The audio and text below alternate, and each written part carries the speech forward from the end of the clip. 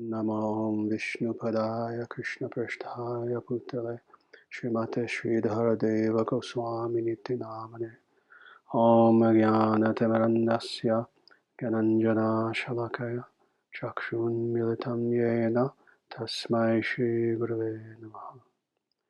Namo Vishnupadaya Krishnaprasthaya Bhutale Srimate Bhaktivedanta Swami Nitinamane Namaste Saraswati Deve Gauravani Pracharine Nirvishesha Shunyavadi Pashkatya Deshatarine.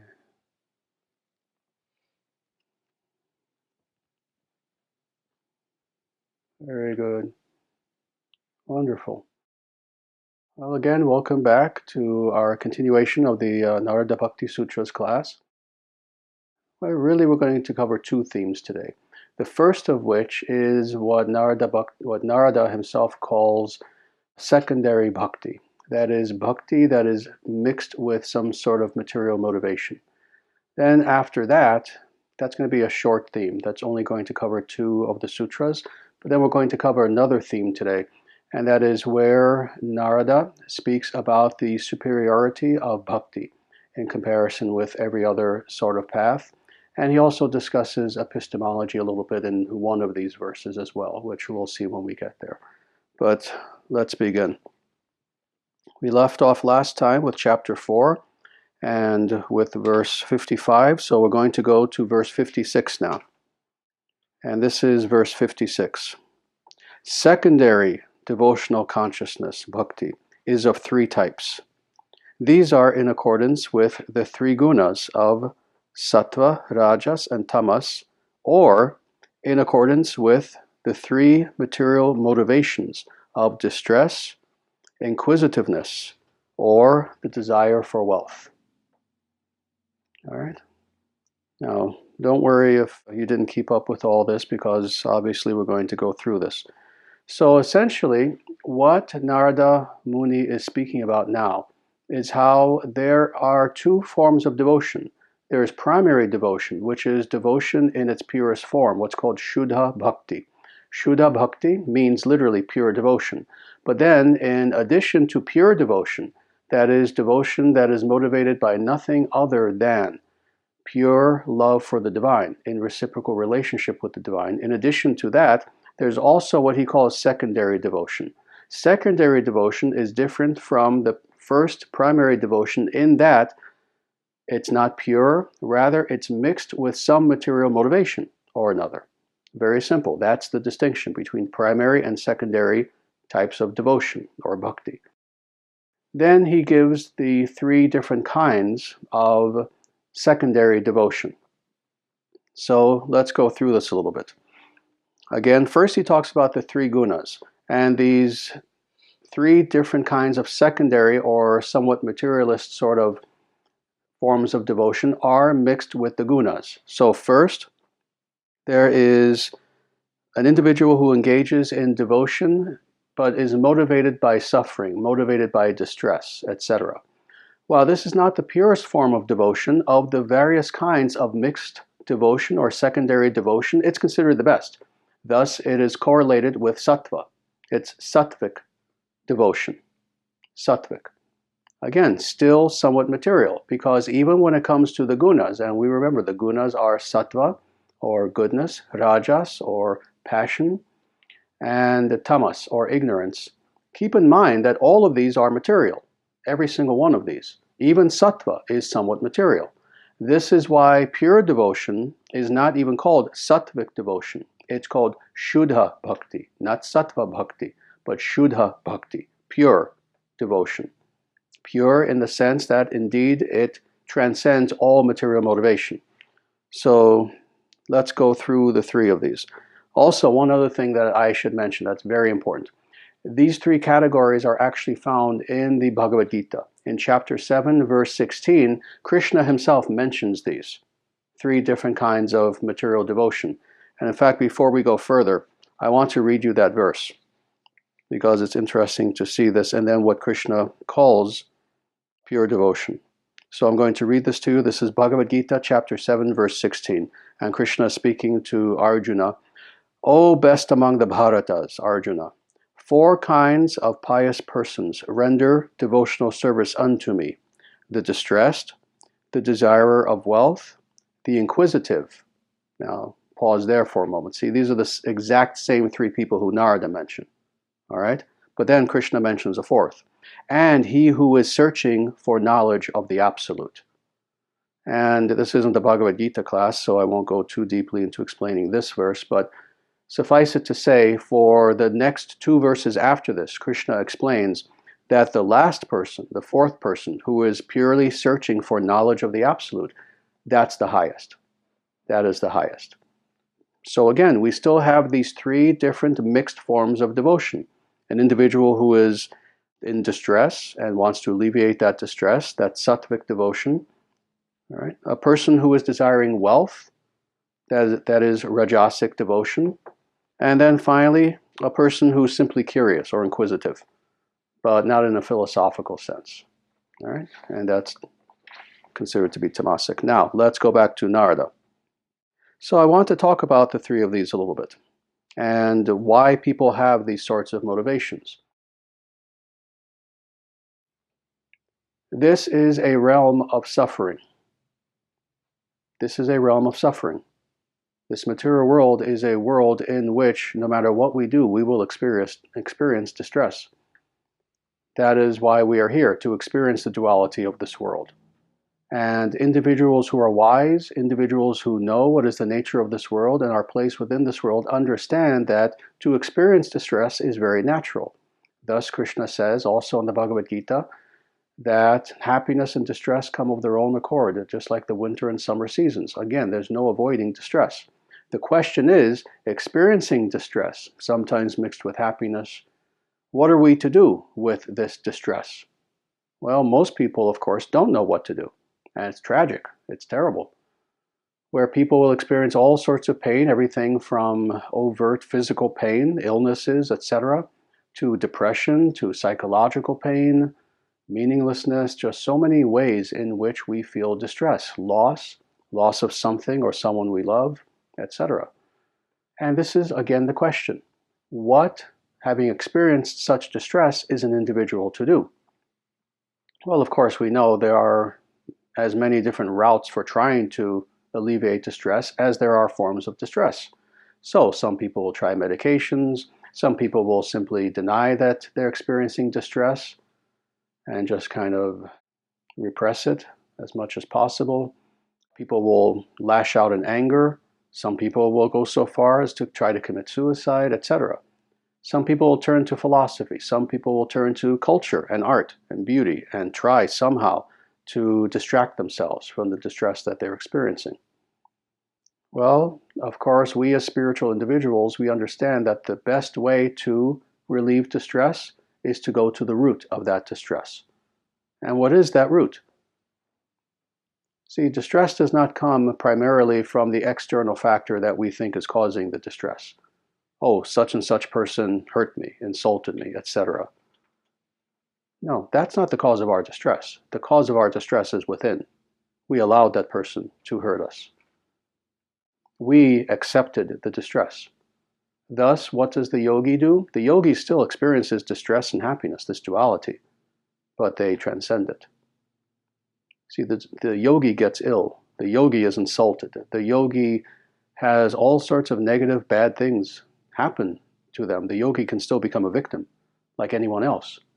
But the difference is that they choose not to let those external factors disturb their internal reality. So, what is the greatest way of relieving distress? Internally, by changing who we are within, by changing our attitude toward that source of suffering, and by understanding that the root cure for that suffering is indeed within. It is through meditation, it is through yoga, and more, it is through surrender. Surrender to the Absolute. It's through devotion. So, in order to relieve their suffering, many people very often will turn to God. This is good. This is good. However, even then, of course, it is indeed a mixed sort of devotion. because there's still some motivation that's there. It's still the motivation that, well, why am I turning to God? Would I have turned to God had I had nothing but happiness in this lifetime? Well, maybe, maybe not. But I know I've had suffering, thus I have turned to God. And my primary motivation for turning to God is to alleviate that suffering. Now again, turning to God, and all the gurus have been very, very forthright about this. Turning to God for any situation is good. Any situation. Because whatever causes us to look toward our source is a good thing. And ultimately, even if initially our motivation for turning to God is somewhat mixed, if we turn to God, you see, if we have that upasana, if we have that proximity to the pure, to the divine, eventually that mixed motivation becomes pure motivation. It is due to the influence of the fact that, yes, now we are bathing ourselves in the reality of God, that in time it comes to the point where, like so many truly great sages, it comes to the point where, despite how much suffering we've experienced in this lifetime, we come to the point where, rather than simply saying, God, I am turning to you because I'm experiencing suffering and I know that you can relieve me from the suffering, our motivation in devotion can become so pure to the point where we will literally say to God in prayer, God, I don't even care anymore if I suffer. If it's your will that I suffer, I will suffer. All I care about now is one thing, and that is to know you in complete devotion, and purely so. So this is how we progress spiritually. So this is considered to be of the three different mixed ways that we practice devotion. This is considered to be sattva. This is the highest. Now we go to the next one, and that is desiring wealth. Desiring wealth. This is considered to be rajasic. Again, some people will turn to bhakti because they desire wealth. Now, this may sound like a strange thing, especially to all of my students who are as radically unmaterialistic as people can be. Why would people turn to bhakti for wealth? Why would people turn to bhakti for something as materialistic as this? Well, interestingly, a lot of people do. Thus, you find individuals who are in dire poverty. See, this is what we're talking about. We're not just talking about a billionaire who wants to become a trillionaire. No, we're talking about an individual who is truly in dire poverty, who has nothing. And they may or may not actually be suffering, but they know that because of that poverty, soon they will be, because they can't even afford to pay their rent, they can't even afford to buy food, they have doctor bills, and they can't even afford to go to the doctor again, etc.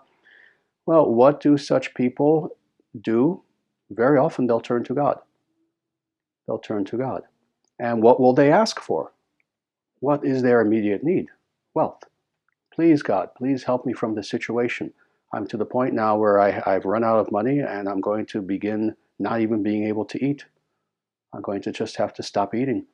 Please help me in some way. We know people pray like this all the time. We've all known people who have been in tremendous poverty and they literally have to just pray to God. Well, that's a form of devotion. Again, a very mixed devotion, a devotion that is based upon self-interest, but it's a desperate self-interest. You see, it's a desperate self-interest. Again, we're not talking about millionaires who want to become billionaires, billionaires who want to become trillionaires, but people who truly need wealth. This is considered to be a rajasic form of bhakti. All right? And then finally, Narada mentions the inquisitive individual, someone who is inquisitive, someone who's curious. Not someone who is philosophically searching. No, no, no. Very important to make this distinction here. We're talking about an individual who really doesn't have full sincerity, but is literally just curious. Oh, I'm not really sure if there even is a God, but oh no, so far this kind of makes sense. It sounds right. So yeah, let me try this. Let me sit down and maybe try this meditation and recite the names of God, and let me go visit a temple once in a while. But again, it's not full sincerity. It's more of a curiosity than anything. It's not a yearning to know. It's not a true philosophical search. This is considered to be tamasic, interestingly. Even though it seems of these three to be the most intellectual, it's actually considered to be tamasic. Why is this the case? Because it is a form of false intellectualism actually based on ignorance. See, what is tamas? It's ignorance. Curiosity is ignorance. Of all, and let me explain what I mean by this, of all the various intellectual functions that a person can engage in, philosophical inquiry is considered to be the highest. Mere curiosity, in order to simply satisfy a little impulse on one's part that is there within the mind, is considered to be the least important. It is one step above emotion. And emotion is, material emotion, is considered to be something very lowly in the hierarchy of being. So curiosity is literally only one step above emotion. It doesn't really even come to the point of jnana itself, to the point of actual intellectual inquiry. So for this reason, it's considered to be tamasic. When a person doesn't have sincerity, or at least very little, maybe a touch of sincerity, but still they just have this curiosity that, well, yeah, people just keep talking about this whole spiritual thing, spiritual. And, well, when I look at these people, yeah, they do kind of seem somewhat content, somewhat happy. And I guess I would like a little bit of that too. So I'm going to kind of half try this, you see, but while at the same time holding back. Try a little bit, but be skeptical. Try a little bit, but kind of be privately cynical, you see. This is the sort of individual who we're talking about. This is an individual who is intellectually tamasic, in ignorance, in the true meaning of that word. They have allowed their actual intellectual ability to become clouded by cynicism, by skepticism, by all these various things. So, again, however, even though this is considered to be not a very advanced form of bhakti, overall, is this a good thing or a bad thing that such an individual is at least trying to engage in bhakti? It's a good thing. It's a good thing. Because again, that person, if they engage in bhakti enough, will eventually, hopefully, become sincere. And if they eventually, hopefully, become sincere, will they not make advancement? Of course they will. Of course they will. Now, this is the question. All three of these individuals who are practicing these mixed forms of bhakti, they will make advancement. Again, if they develop sincerity. But why? See, the advancement is not coming from them. Their sincerity helps, but the advancement is not coming from them. The advancement is being given to them by bhakti itself. Again, this upasana, if we understand this process, that we ourselves may be unworthy, we ourselves may not be very intelligent, we ourselves may be lacking in one way or another, but have that proximity to the divine. And what will happen is, due to that proximity, i.e., due to that grace and that influence alone, we will advance. This is the meaning of the nature of grace. So, these are the three forms of secondary or mixed bhakti or devotional consciousness. Now let's go on to verse 57, where we continue with this theme a little bit. So this is now verse 57. Each preceding type of devotion should be understood to be superior to the type of devotion that follows it. In other words, very simple. Narada is confirming what we just said, that it is a hierarchy of these three mixed forms of devotion, these secondary devotions. The sattvic devotion, that is an individual who practices bhakti because they want to relieve their distress, that's the highest form. Second to that is rajasic devotion, an individual who is performing devotion because they simply want wealth, they want alleviation from poverty. And then that is superior to the last form of devotion, tamasic devotion, a person who's just curious, who's just inquisitive. but who doesn't necessarily have sincerity. Okay? We don't have to talk much more about that verse because, again, it's just explaining that that is the hierarchy from superior to inferior, from sattva to rajas to tamas. All right. Now, those two verses in themselves form a subject. Now we're going to go on to a different subject, and that is talking about the superiority of bhakti. And Narada does not mince words here. So let's go on to verse 58. It is easier to attain spiritual success through the process of bhakti than through any other path. So, again and again, in my writings, in my talks, in so many places, I've tried to emphasize this fact, this absolute fact, that when we look at the entire corpus of Vedic literature, when we look at the entire tradition of Sanatana Dharma, when we look at the entire tradition and history and practices that are found within what is called the yoga tradition, what do we find? Many different things. We find great diversity that's there, seeming diversity on the one hand. On the other hand, this seeming diversity can cause a little bit of confusion in the minds of many people. Thus, today especially today, when we're living in the realm of confusion, today in 2016 in the Kali Yuga, we're living in a land of confusion, the era of confusion. Now we have so many terms that are thrown at us, even when it comes to yoga spirituality. We have all these different kinds of yoga, all these different paths. Philosophically, we have Advaita, we have Dvaita, Vishishta Advaita, Achintya Bheda, Abheda Tattva. We have so many different kinds of philosophical terms thrown at us. But then when it comes to yoga, we have Jnana Yoga and Buddhi Yoga and Raja Yoga and Ashtanga Yoga and Bhakti Yoga and Karma Yoga and Kriya Yoga and this yoga and that yoga and 100 million other yogas. We have so many things that are thrown at us to the point where it has led to enormous confusion. And some people, in attempting to understand this without the benefit of having an authentic guru, will do one of two things. They either will kind of hook on to one of these forms of yoga because, well, it just appeals to them for some reason, emotionally or something, or they will give up altogether and say, it's all one path. See, two forms of self-cheating. Two forms of self-cheating. Really? It doesn't matter what form of yoga that you follow, they're all the same, they all lead to the same place. Well, that leads to a philosophical, economic inefficiency, doesn't it? Do we really think that God is that inefficient philosophically that he has to present 100,000 different forms of yoga? No. This is all due to our own human speculation alone. The truth of the matter is, of course, we know there is only one yoga system, number one.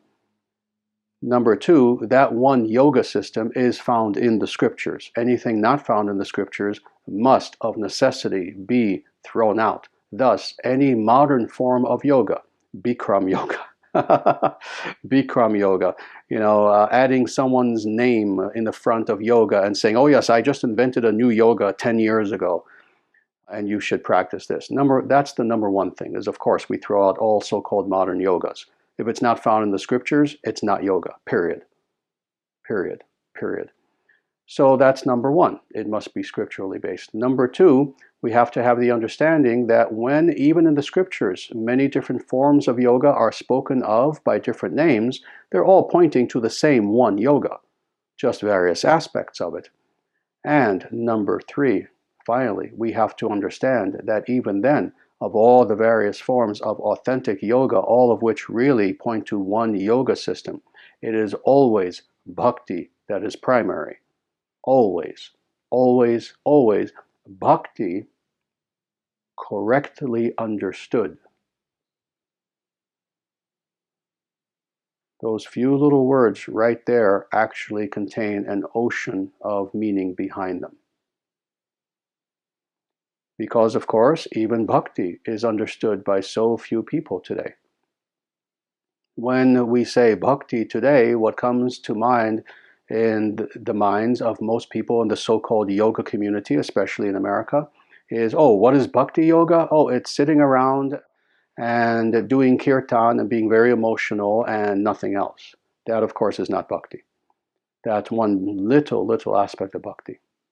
But we won't go too deeply into that. Bhakti means the inclusion of yoga, the inclusion of philosophy, the inclusion of Vedanta, etc., but with devotional consciousness as the base foundation of all practice and understanding. That's bhakti. All that being said, now we come to this verse. What is Narada saying? Very simply, bhakti is the path. It is the highest of paths. There is no other path higher, according to Narada.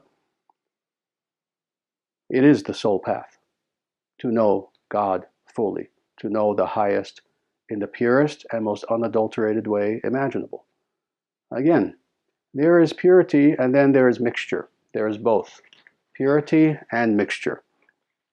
If we want mixture, that's one thing. What wanting mixture means is that what we truly want is to cheat ourselves. But if we want purity, well, that's something radically different, entirely different. And if we want purity, if we want to know the highest in the most direct way imaginable, with no illusion, with nothing coming in between us and our understanding of the highest, then what we are meant to do is to follow that path which gives us the highest. And according to Narada, that's bhakti. Now again, it's always an interesting thing negotiating absolute eternal truth on the one hand, but with the other hand, on the other hand, with the idea that we're living in an era of radical relativism. When today, I know in 2016, if I were to look into the camera and say, and this is not just anyone saying this is Narada Muni saying this. To the minds of many people, that's kind of like saying, well, this is Deepak Chopra saying this. This is so-and-so saying this.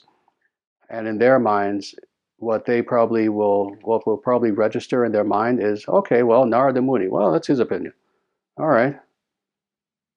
Of course, with the proper epistemological understanding of what is meant by true source of authority. When we say, this is what Narada says, that should be sufficient in the minds of anyone who's truly knowledgeable to understand this is conclusive. It's not Narada's opinion versus 500 other people's opinions. Other people don't have opinions in comparison to the utterances of Narada. Because Narada is not just no one. He's not just a liberated being. We have to always keep this in mind, that it's not merely what is said, it is the source of the saying that is actually almost more important. It's not merely what you heard and, oh, that sounds like a good idea. That sounds nice. Yeah, I like that. It's also, well, who said it? Who said it? And why is that of importance? Well, we know why that's of importance. Because the source is everything. Because what is said reflects its source. So this is Narada who is saying this. And who is Narada? Is he a yogi? Yeah, he's not like one of the yogis who once a year gets together on 42nd Street in Midtown Manhattan and does yoga on the street, where they have a big yoga festival. Very nice. But he's not one of these people. He's not even just a perfected yogi. He's not even just a rishi. He is the king of rishis. He is an individual who has been here since pretty much the beginning of time. He is an individual who is guru to gurus. That's Narada. He is the guru of gurus. There are individuals who are rishis, and he is their guru. There are individuals who are perfected beings, and he is their guru. So, this is Narada making this statement. This statement. It is easier to attain spiritual success through the process of bhakti than through any other path. Thus, when Narada says this, we have to take it seriously. Let's go on to 59. Because he doesn't just make the statement, he understands that people being an illusion will be skeptical. Being an illusion, people will be skeptical. So he explains in 59. Bhakti is the superior process for attaining spiritual success because its validity does not have dependency upon any other extrinsic authority. Rather, bhakti is its own standard of authority, being self-evidentiary. This is an epistemological verse par excellence. You know how I have this unique system of exegetical analysis where I examine these important Vedic verses, these philosophical verses, by first seeing what category of philosophy do they fall in. Well, this is considered to be an epistemological verse, a verse explaining, well, why is something valid? Why is it valid to say something? So let me read this again to people. Bhakti is the superior process for attaining spiritual success because, and now he explains why, because its validity does not have dependency upon any other extrinsic authority. Let's stop there. Stop with that first sentence. So, every other idea, every other process, every other path, every other fill in the blank that exists has its authority, has its validity established by something outside of itself. Okay? Bhakti is different in that it does not. It proves, in other words, itself. Every other statement needs a proof outside of itself. Every philosophical statement we can think of, every process that we can think of, needs to be proven by something else. Okay, here's a statement. Is this right or is it wrong? Is it true or is it false? Well, now you engage in the philosophic enterprise where you employ logic to then give that statement authority and prove it is true, correct? That's how it works. Bhakti is different in that it doesn't need this. It is its own authority, and nothing else can claim to be its own authority. Well, there's a caveat to that, of course, which I'll get to. But bear with me for now. There is nothing else in existence that is self-evidentiary, that is its own authority, except Sat. Hmm? I am that I am. Except God. God is self-evidentiary. Yeah, God in his own Svarupa, in his own being. Yeah. But let's get back to Bhakti. This is the difference with Bhakti. Bhakti is something that is purely experiential. We know that spirituality, if it is spirituality, is experiential. It's either something is either experiential or it's philosophical.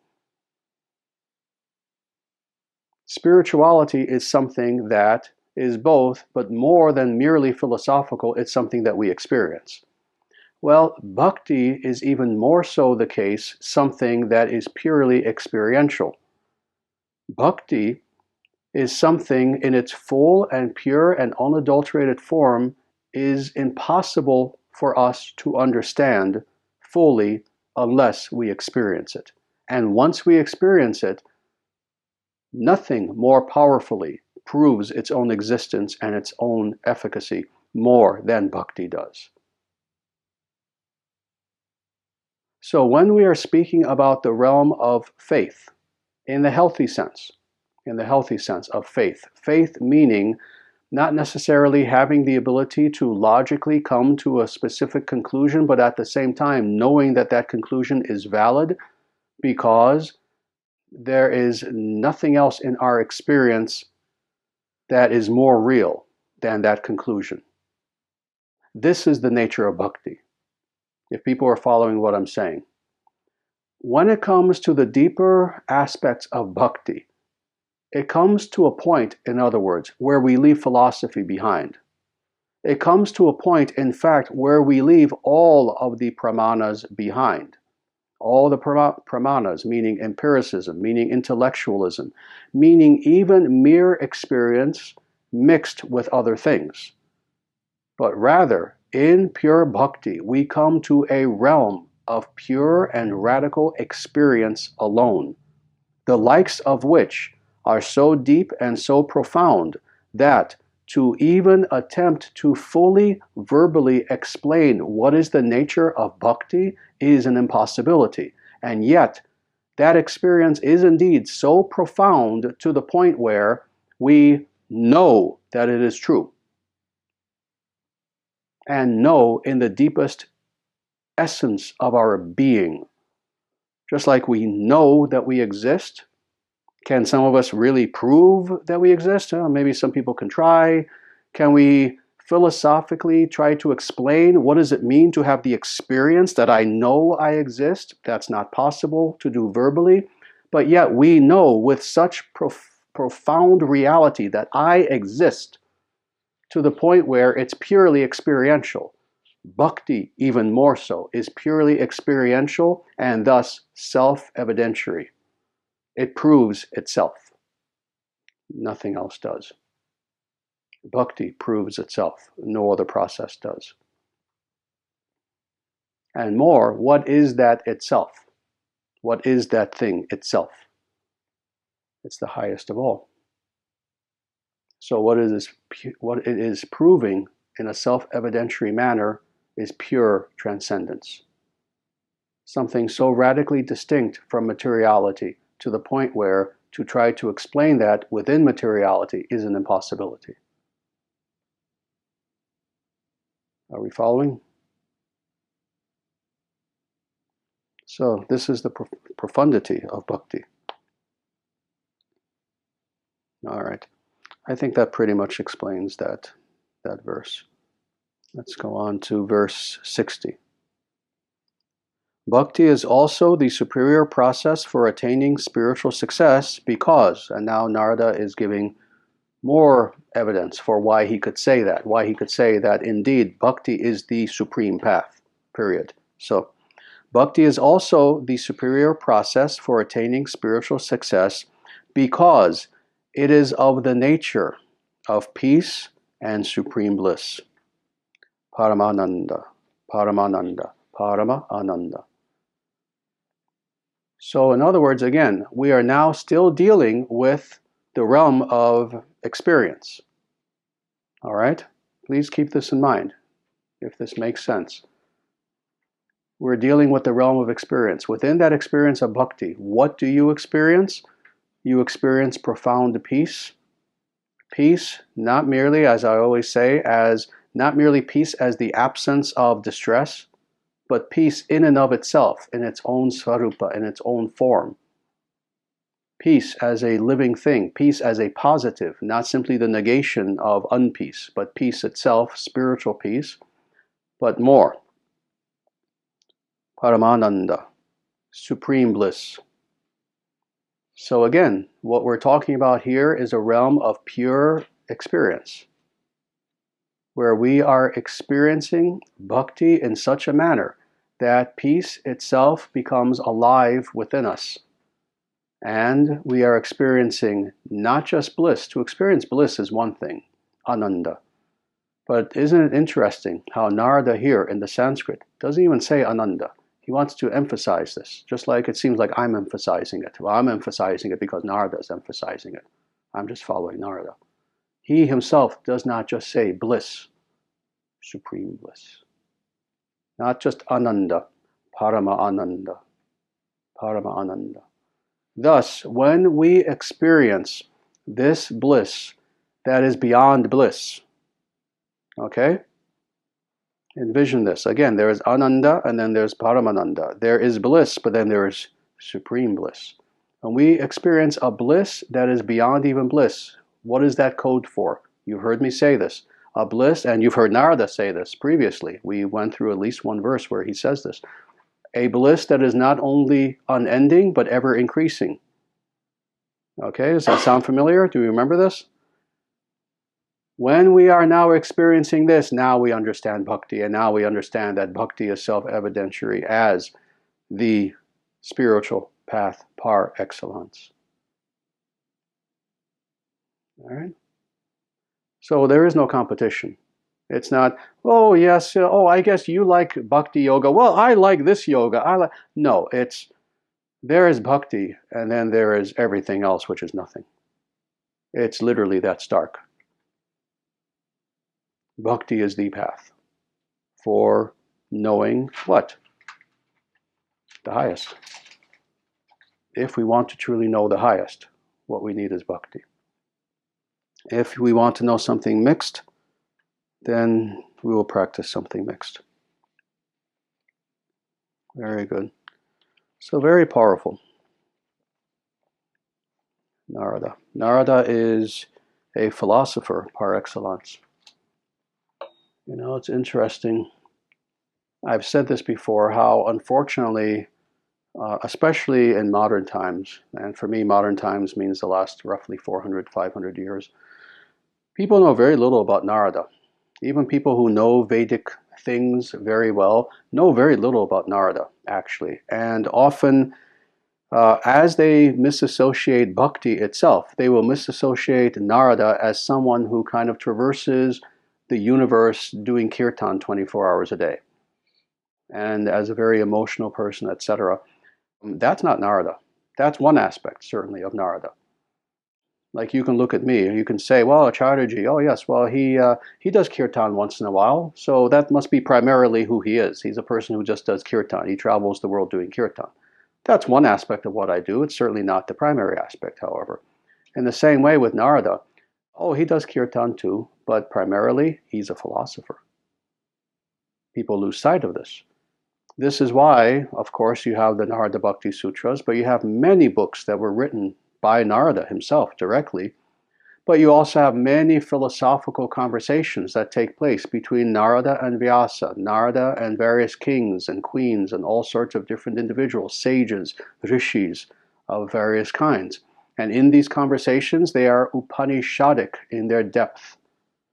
He talks very deeply about philosophy, about yoga, about sadhana, about everything imaginable. So when we think of Narada, once and for all, we have to get rid of this idea that he's kind of like a cosmic traveling Krishna Das, who kind of travels this cosmos just kind of doing kirtan. That's certainly one thing that he does, but it's not primary. He is a philosopher. And as we can see from this Narada Bhakti Sutra, he is a preeminent philosopher. He is a philosopher par excellence. This is why we're studying Narada and the Narada Bhakti Sutras. Do we see how deep this work is? Every time we get together, it just is so incredibly depthful, philosophically, but more, also experientially. Even as we're discussing the Narada Bhakti Sutras, hopefully people have seen this. It's not merely that you're hearing profound philosophy, but hopefully you are also experiencing it. As I'm speaking and as we're going through this, you're experiencing to some degree, at least getting a glimpse of what it is that Narada is talking about. This is true philosophy. Philosophy is something that's living. It's not just theoretical. Thus, philosophia, philosophy, philosophia, love of wisdom. What's the love part? That's the experiential part. See, it's not thought of wisdom. It's love of wisdom. Philosophia. This is true philosophy. It is of the nature of bhakti.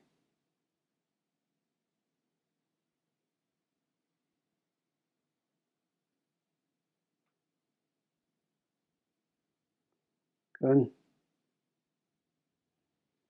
All right. And with that, just for a few minutes, any questions? I actually have a question in 56. It seems to me almost in the way that you described it specifically that the stress and the desire of wealth are almost the same thing. Where the desire of wealth doesn't necessarily come from, wanting to accumulate massive amounts of money, but just being in distress because you don't have enough to get by. Distress actually is the common thread in all three of these. The first one is simply distress in and of itself, conscious distress. Yeah, but truthfully, that's why I began, before I even went too in depth into this verse, by explaining that this whole world is distress. So yeah, really all three of these mixed type of devotions really also have distress mixed within them. There's overt distress where we're just very aware that, oh yes, I'm suffering. I'm suffering, and that's why I'm turning to God. But truthfully, if you're in poverty and you're saying to yourself, well, I'm in poverty, and that's why I'm turning to God, is it not the case that you're also in distress? And for that matter, the tamasic form, if you're simply someone who is just insincerely curious, the truth of the matter is you're still in distress, but maybe intellectually so. But you're still in distress. So the truth of the matter is, yes, distress is the common thread among all of these mixed forms of devotion. What there is in this world really, ultimately, is this duality of happiness in the materialist sense and distress, happiness and distress. And these are the two poles around which everything else of material motivation kind of revolves. You know, it's even been explained that, well, what is our motivation as beings in illusion in this world? Well, we want to gain that which we want. We want to avoid that which we do not want. Oh, pleasures, pleasures. Yes, let me grab that. Oh, pain, pain. Let me push that away. This is what motivates us, even as living beings. So these are the two poles. This happiness, but again, happiness in the limited sense. Happiness meaning, oh yeah, you know, I found a nice looking seashell on the beach. Very limited form of happiness versus distress, versus pain. These are the two poles that we find in this world. But of course, as I've always said in the past, of the two, they're not equal. The happiness we become very quickly accustomed to and just take for granted. The distress we remember. It's always the suffering we remember. In fact, so much so that if we had a choice, if most people had a choice, they would rather avoid suffering than even have that beautiful seashell that they found on the beach.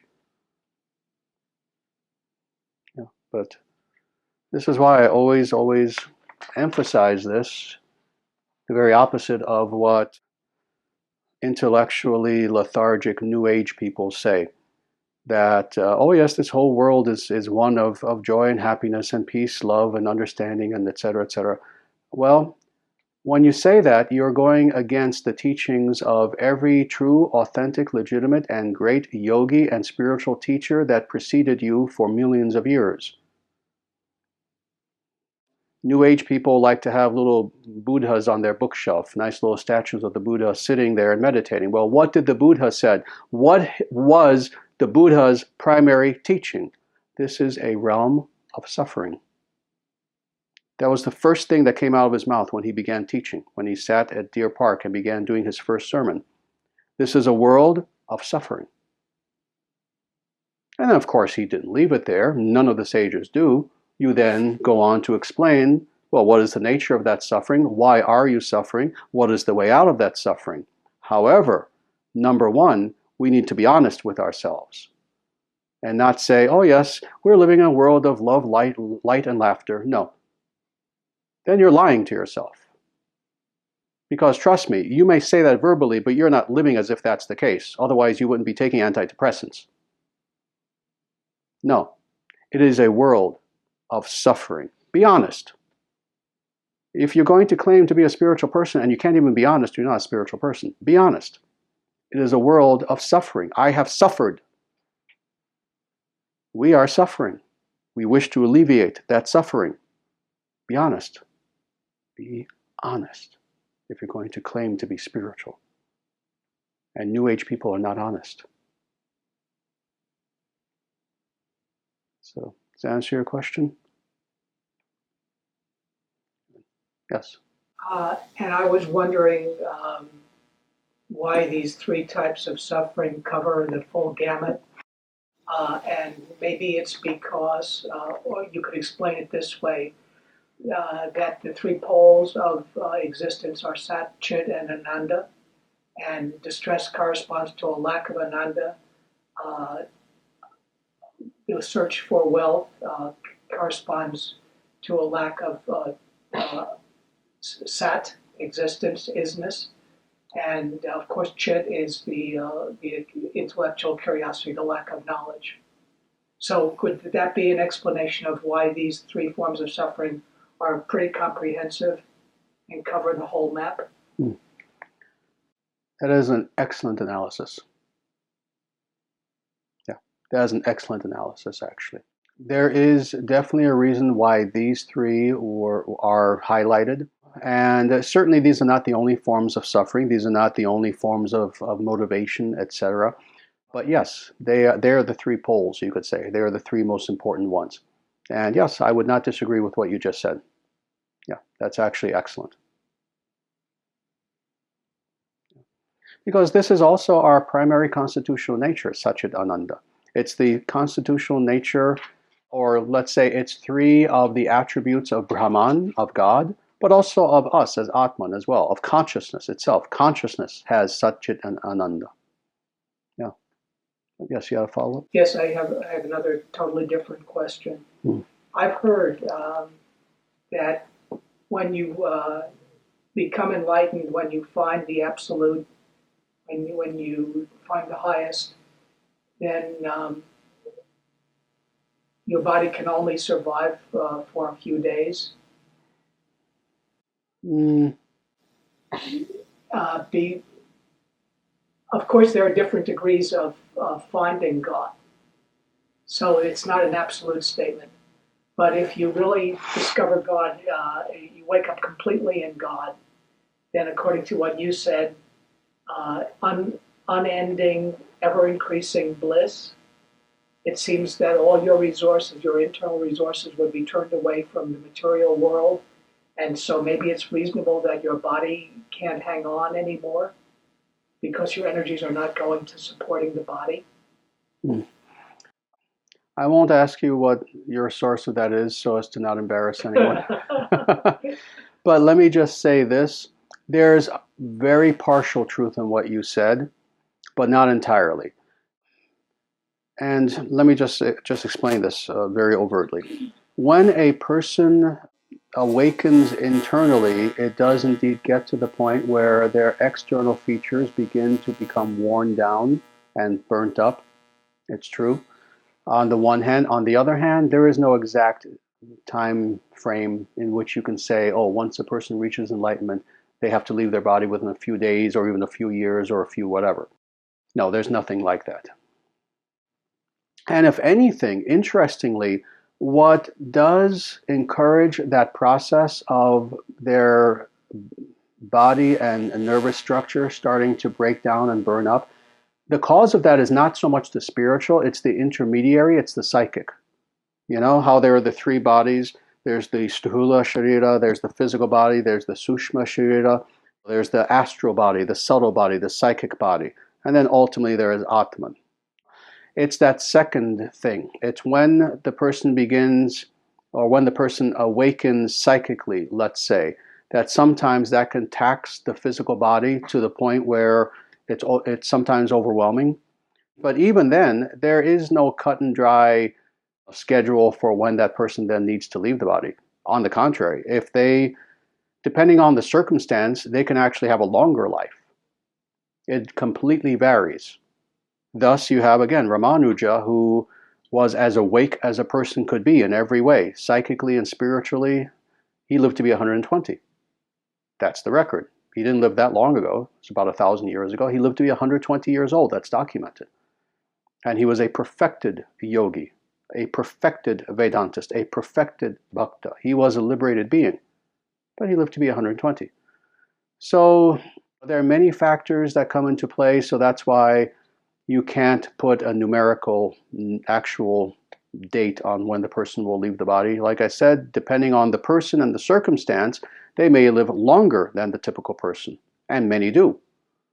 But initially, when the psychic self, that Sushma Sharira, is awoken, at least initially, it's very taxing on the body because now suddenly their nervous system is aflame. Now suddenly they have energies that are within them that are so powerful to the point where it saps their physical energy sometimes. So what a person will do is do things then to balance that out. It's not guaranteed that, oh, therefore their physical self is going to burn away. No, no. It can, but it doesn't have to. So again, there's a grain of truth in that, but not exactly as you reported it.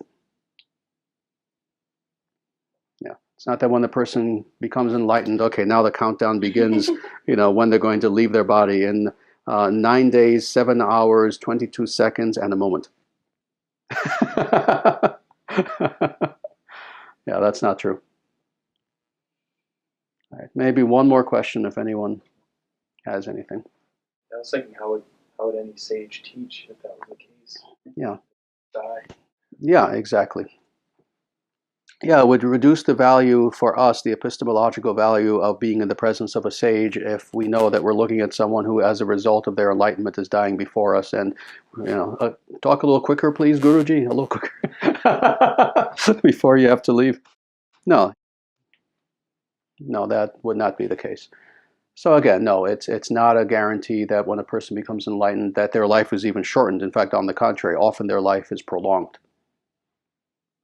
Plus, honestly, it's a tricky subject. For truly advanced sages, they truly have the ability to choose when they leave, regardless of anything, regardless of what astrologers tell them, regardless of anything. Ultimately, they have the ability, if they so choose, if they feel inspired to do so, to say, no, I will not leave here until I am such and such an age. And they do that.